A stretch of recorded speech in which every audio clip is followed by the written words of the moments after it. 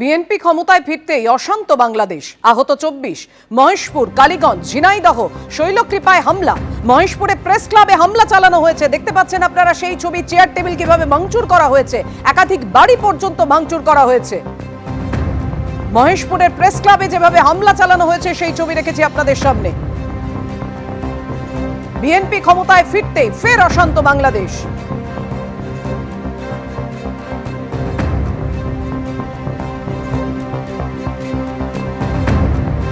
ক্ষমতায় ফিরছে বিএনপি। দেশে ফিরেই তারেকের বাজিমাত। 2/3 বেশি আসনে জিতে বিএনপির প্রত্যাবর্তন, অর্থাৎ বাংলাদেশের ভোটের ফলাফল জানালাম আপনাদের। 200-র বেশি আসনে জিতে বাংলাদেশের মসনদে বিএনপি। 297টি আসনের মধ্যে 212টিতেই জয় বিএনপি। প্রথম আলো সূত্রে এমনই খবর। দেশ জুড়ে মৌলবাদের বিষ ছড়িয়েও দাগ কাটতে পারল না জামাত। জামাত এনসিপি জোটের দখলে 77টি আসন। প্রত্যাবর্তনের পরে ভোটে লড়াই, আর 2টি আসনেই জয়ী খালেদা পুত্র। জামাত প্রার্থীকে হারিয়ে জয়ী বিএনপির হিন্দু প্রার্থী গয়েশ্বর চন্দ্র রায়। ভারত বিদ্বেষের জিগির তুলে আপনারা জানেন, জামাত যেভাবে চেয়েছিল ক্ষমতায় ফিরতে পারল না তারা, আর বিএনপি ক্ষমতায় ফিরতেই অশান্ত হয়ে উঠল বাংলাদেশ। আহত 24।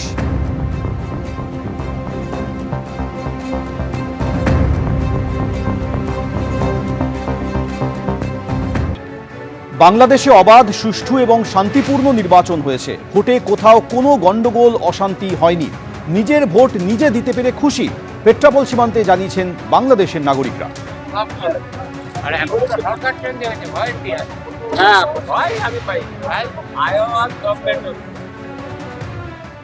এটা আমরা খুশি। বাংলাদেশে এবার নিরপেক্ষ ভোট হয়েছে। আমার কাছে মনে হয়েছে কোনো গন্ডগোল থাকতে আমার যথার্থ মানুষ কোথাও তেমন কিছু হয়নি। আমরা ভালোভাবে ভোট দিয়েছি। সরকারে তো এখন বিএনপি তো সংখ্যাগরিষ্ঠ পেয়েছে, তো তারাই সরকার গঠন করার কথা। এটাতে এখন মন্দের ভালো। ভোট দিয়ে অনেক খুশি। যে আমি চাই যে আমরা শান্তিভাবে, সুন্দরভাবে যাতে আমরা বসবাস করতে পারি, থাকতে পারি। এই জন্য যাতে আমাদের দেশে শান্তি ফিরে আসে, এই জন্য ভোট দিয়েছে। যেহেতু ইলেকশন হয়ে গেছে, এখন বাংলাদেশ ইন্ডিয়ার সাথে একটা খুবই ভালো সুসম্পর্ক তৈরি হোক, এটাই আমরা চাই। ভোটটার জন্য খুব ভালো। বাংলাদেশের মানুষ স্বতঃস্ফূর্তভাবে ভোট দিয়েছে এবং বর্তমান বিএনপি সরকার একক সংখ্যাগরিষ্ঠ পেয়েছে, এই জন্য আমরা খুব খুশি। আমরা চাই যে সম্পর্কটা খুব মধুর এবং আগের চেয়ে আরও মধুর হোক এবং ভালো হোক। অনেক খুশি হয়েছি এবং আমি ব্যক্তিগতভাবে খুবই হ্যাপি। এটা বলে বোঝানোর মতো ভাষা আমার। আর আমি নিজেও ওখানে ছিলাম, দায়িত্বে ছিলাম। বর্তমান যিনি সরকার গঠন হতে যাচ্ছে, সেই ক্ষেত্রে আমরাও কাজ করেছি। জি, অবশ্যই ভারতের সাথে হয়তো আমাদের একটা সম্পর্ক অবশ্যই হবে, কারণ একটা মিসআন্ডারস্ট্যান্ডিং নিয়ে বেশি দিন থাকা যায়, তাই না? আমরাও চাচ্ছি ব্যক্তিগতভাবে সম্পর্কটা ভালো হোক, দুই দেশের মধ্যে একটা মিলবন্ধন হোক, প্রতিবন্ধক। বাংলাদেশের জাতীয় সংসদে মোট 300টি আসন, তার মধ্যে 299টি আসনে প্রতিদ্বন্দ্বিতা হয়েছিল। এর মধ্যে 200-র বেশি আসনে জয়লাভ করে বাজিমাত করেছে তারেক রহমানের দল বিএনপি।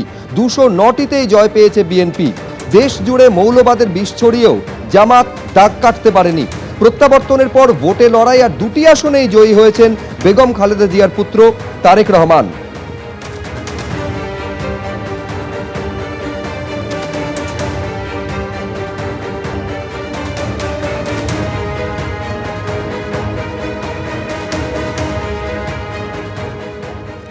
বাংলাদেশের ভোটে পরাজিত হয়েছেন উগ্র ভারত বিরোধী সার্জিস আলম।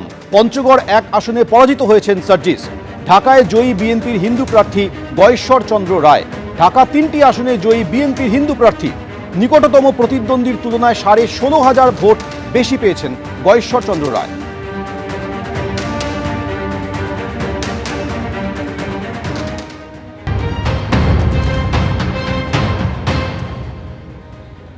तस्वीर में आपको दिखाता हूं। इस तरफ देखिए, जो बीएनपी के समर्थक हैं वो अपने पार्टी के सिंबल को लेकर यहां पर पहुंचे हुए हैं। मीडिया से भी कुछ बातचीत कर रहे हैं उनके समर्थक। यहां पर आप देख सकते हैं किस तरह से विक्ट्री साइन यहां दिखाया जा रहा है जो बीएनपी के समर्थक हैं उनकी तरफ से। तो बांग्लादेश की सियासत आज पूरी तरह से बदल गई है। तारिक रहमान जो कि लंबे समय से ढाका से बाहर थे, अब वो बांग्लादेश के प्रधानमंत्री होने जा रहे हैं और उनके समर्थक यहां पर पहुंचते जा रहे हैं। देखना यह होगा कि आखिरकार तारिक रहमान अपने पहले मीडिया बयान में क्या कुछ कहते हैं, बांग्लादेश को लेकर क्या रोड मैप दुनिया के सामने रखते हैं। कैमरामैन जितेंद्र के साथ विशाल पांडे, एबीपी न्यूज, ढाका, बांग्लादेश। তারেক রহমানের নেতৃত্বে বিএনপি জোট ভালো ফল করেছে, 200 থেকে বেশি আসন তারা জয়ী করেছে এবং এটার পেছনে সবথেকে বড় যদি কাজ করেছে সেটা তার ট্রাম্প কার্ড ছিল, সেটা ছিল 2000 থেকে 2500 টাকা মহিলাদের অ্যাকাউন্টে দেওয়া হবে তাদেরকে আর্থিকভাবে মদত করার জন্য।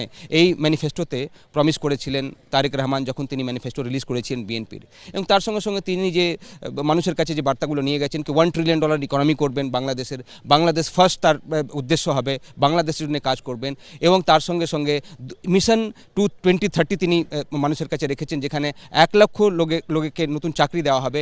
সেই প্রতিশ্রুতিগুলো তারেক রহমান তার ম্যানিফেস্টোতে দিয়েছিলেন। তো মহিলাদের ভোট অনেকেই পেয়েছেন, গেছে বিএনপির জোটের দিকে, এবং এই 200 থেকে বেশি সিটে যে তারা জয়ী হয়েছেন সেটার জন্য সবথেকে বড় কারণ এই মুহূর্তে দেখা যাচ্ছে মহিলাদের ভোট। কেন কি অন্যদিকে ছিল জামাত জোট, সেখানে জামাতের তরফ থেকে যে বক্তব্যগুলো আসছিল তাদের নেতারা যে বক্তব্যগুলো রাখছিলেন যেখানে এরমও বলা হচ্ছে কি মহিলারা 5 ঘন্টা কাজ করবেন, এরম তারা আইন আনবেন। সেক্ষেত্রে মহিলারা যদি 5 ঘন্টা কাজ করার জন্য পারমিশন দেওয়া হয় তাহলে অনেক হয়তো তাদের জন্য এমপ্লয়মেন্টের ক্ষেত্রে অসুবিধা হতো। কোনো কোম্পানি কেন চাইবে 5 ঘন্টার জন্য কোনো কর্মচারীকে রাখতে এবং পুরুষরা 8 ঘন্টা কাজ করবে, এই ধরনের কথাগুলো আসছিল।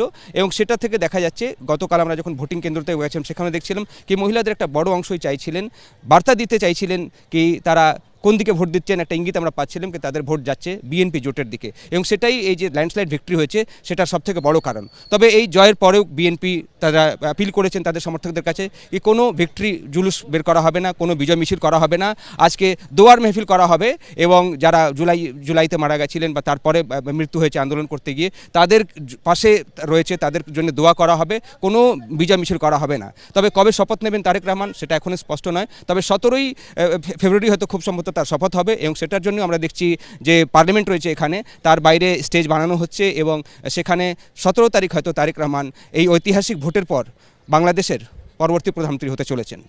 কেন জিতেন্দ্র কুমারের সঙ্গে বিজেন্দ্র সিং, এবিপি আনন্দ, ঢাকা।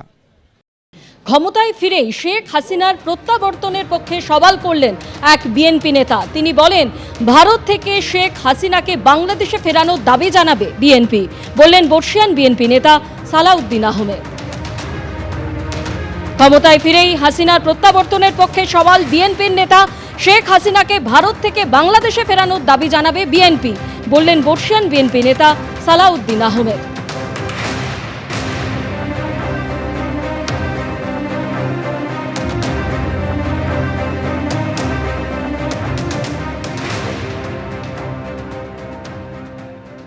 এবিপি আনন্দ, এগিয়ে থাকে, এগিয়ে রাখে।